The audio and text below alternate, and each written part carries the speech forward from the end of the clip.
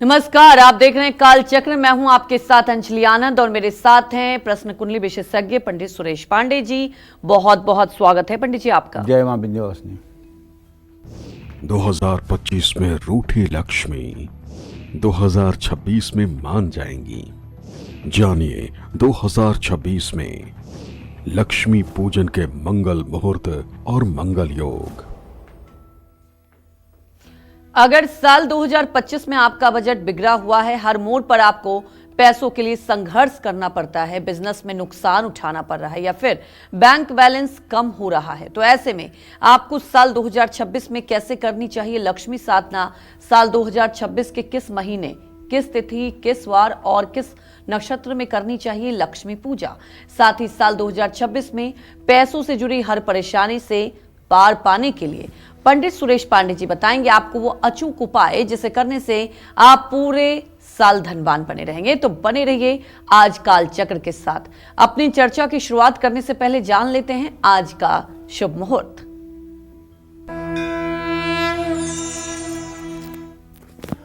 आज 19 नवंबर 2025 दिन बुधवार है। आज मार्गशीर्ष कृष्ण पक्ष की चतुर्दशी तिथि सुबह 9:43 तक। इसके बाद अमावस्या तिथि शुरू होगी। सुबह 7:59 के बाद से इस समय अनुराधा नक्षत्र शुरू हो चुका है। सौभाग्य योग सुबह 9:01 तक। इसके बाद शोभन योग शुरू होगा।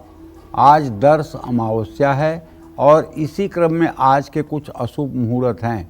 जैसे बुधवार है तो राहु काल रहेगा दोपहर 12 बजे से 1:30 बजे तक, यमगंड काल रहेगा सुबह 9:27 तक और गुलिक काल रहेगा सुबह 10:47 से दोपहर 12:06 तक।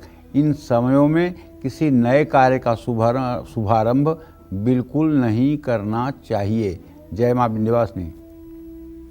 तो चलिए अब चर्चा की शुरुआत कर लेते हैं। साल 2026 में मां लक्ष्मी को प्रसन्न करने के लिए आप कुछ जरूरी नियमों का पालन करना पड़ेगा और कुछ खास मंगल मुहूर्त और मंगल योग में ही आपको मां लक्ष्मी की साधना और उपाय करने होंगे। तो चलिए सबसे पहले जानते हैं कि साल 2026 में किन तिथियों में आपको मां लक्ष्मी की पूजा उपासना करनी चाहिए। बताएं पंडित जी। देखिए,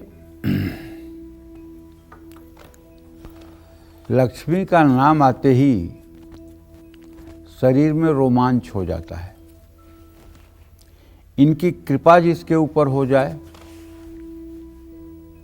वो शायद ही बिरला होगा जो संयम और विनम्रता के साथ रहे। नहीं तो इनकी कृपा होते ही आदमी भैया अकड़ने लगता है। लेकिन आपको ये जान के आश्चर्य नहीं होना चाहिए कि भगवान श्री हरि विष्णु जो इनके पति देव हैं वो कभी किसी से रूठते नहीं और कभी किसी का अमंगल नहीं करते। इसीलिए उनका नाम है मंगल भवन। मंगल भवन अमंगल हारी, द्रवहु सो दशरथ अजीर बिहारी। वो कभी किसी से रूठते ही नहीं। लेकिन माँ लक्ष्मी रूठती हैं भैया। कई बार इंद्र से रूठ गई तो इंद्र दरिद्र हो गए। अगर इंद्र से रूठ सकती हैं, इंद्र दरिद्र हो सकता है, तो फिर मनुष्य से रूठना उनके लिए कौन सी बड़ी बात है। और उनके रूठने का जो कारण है, जहाँ तक मैंने समझा है, उनके रूठने का कारण पहला तो लालच है। अगर आपके मन में लालच बहुत आ गई तो आपसे रूठ जाएंगी। एक बहुत अच्छी भारत की फैमिली कनाडा में वेल सेटल, और उन्हें रिटायरमेंट के बाद पैसे की लालच आ गई। क्रिप्टो करेंसी में बहुत ढेर सारा पैसा उन्होंने लगा दिया और सारा पैसा जब डूब गया तो उस पैसे को निकलवाने के लिए ठग टाइप के लोगों ने उनसे ढेर सारा पैसा ऑनलाइन ट्रांसफ़र करवा लिया। और आज आप विश्वास करिए कि उनके पास जमा पूंजी के नाम कुछ भी नहीं है। ये क्या है? लालच। अगर लालच न होती तो लक्ष्मी न रूठती। दूसरा, दुराचार। तीसरा, महिलाओं का अपमान। चौथा, अपने पत्नी का अपमान। पांचवा, अपने माँ का असम्मान। छठवां, अपनी बहन बेटियों का सम्मान न करना। सातवां, पैसे का व्यसन में खर्च करना। सातवां, धर्म के कार्यों में धन को न खर्च करना। ये सब लक्ष्मी के रूठने के कारण हैं। अगर आपका कोई पैर दबा रहा है, बदले में आप पैसा दे रहे हो, तो पैर वो व्यक्ति नहीं आपका दबा रहा है, लक्ष्मी दबा रही है। अगर आप किसी के साथ अनैतिक कार्य कर रहे हो पैसा दे करके, तो आप उसके साथ अनैतिक कार्य नहीं कर रहे हो, लक्ष्मी को दे रहे हो। ये लक्ष्मी के साथ अनैतिक कार्य है। अगर आप शराब पी रहे हो पैसा देकर, तो आप शराब नहीं पी रहे हो, आप लक्ष्मी को पी रहे हो। तो ऐसे में माँ लक्ष्मी कितने दिनों तक आपके ऊपर कृपा करेंगी? देखिए, पूजा उपासना करिए न करिए वो एक अलग बात है। करना तो बहुत अच्छी बात है, लेकिन अगर न भी कर पाएँ तो कोई बात नहीं।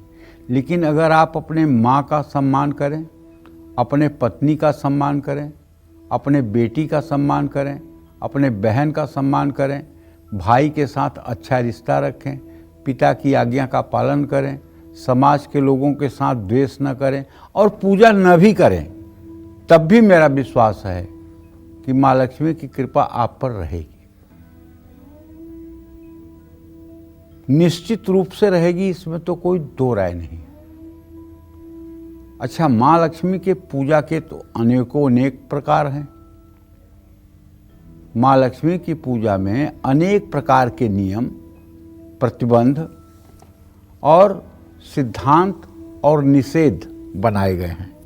लक्ष्मी जी की विशेष कृपा प्राप्त करने के लिए या विशेष उद्देश्य की प्राप्ति के लिए नियमों का पालन बहुत जरूरी होता है। माँ लक्ष्मी जी की साधना से पहले मुहूर्त को विशेष रूप से ध्यान में रखना चाहिए। 2026 में लक्ष्मी साधना के विशेष नियम ध्यान रखेंगे तो सालों साल माँ लक्ष्मी का आपके घर, आपके कारोबार, आपकी दुकान में वास रहेगा। तो चलिए, आज सबसे पहले अब मैं आपको बताना चाहता हूँ कि 2026 में माँ लक्ष्मी को प्रसन्न करने के लिए सबसे उत्तम तिथि कौन सी है, क्योंकि मुहूर्त का हमारे सनातन धर्म में बहुत बड़ा महत्व है। नवरात्र साल में 4 बार आते हैं, 2 प्रत्यक्ष और 2 गुप्त नवरात्र। जो प्रत्यक्ष नवरात्र हैं उसमें शारदीय नवरात्र जो आश्विन महीने में होता है, और चैत्र नवरात्र जिसको वासांतिक नवरात्र भी कहते हैं।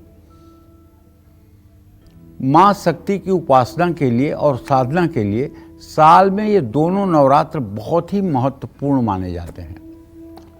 द्वितीया, तृतीया, पंचमी, सप्तमी, नवमी, दशमी, एकादशी, द्वादशी, चतुर्दशी और पूर्णिमा तिथि महालक्ष्मी की उपासना के लिए सबसे शुभ मानी गई है। ये 10 तिथियां लक्ष्मी पूजन के लिए शुभ और अनुकूल मानी गई हैं। इन तिथियों में जगत जननी जगदम्बा माँ महालक्ष्मी की उपासना करने से हर मनोकामना की पूर्ति हो जाती है। चतुर्थी तिथि हर तरह की साधना के लिए और मंत्र ग्रहण करने के लिए अशुभ है। उसका कारण है रिक्ता सर्वत्र निंद्यते। एक सूत्र है ज्योतिष शास्त्र का, रिक्ता सर्वत्र निंद्यते। जो हमारी तिथियां हैं ना, इनकी भी संज्ञा है। जैसे परिवा, छठ, एकादश, नंदा, ये नंदा तिथि है। परिवा, छठ, एकादश, द्विज, द्वादश, सप्तम, भद्रा, द्विज, द्वादशी और सप्तमी ये भद्रा तिथियां हैं।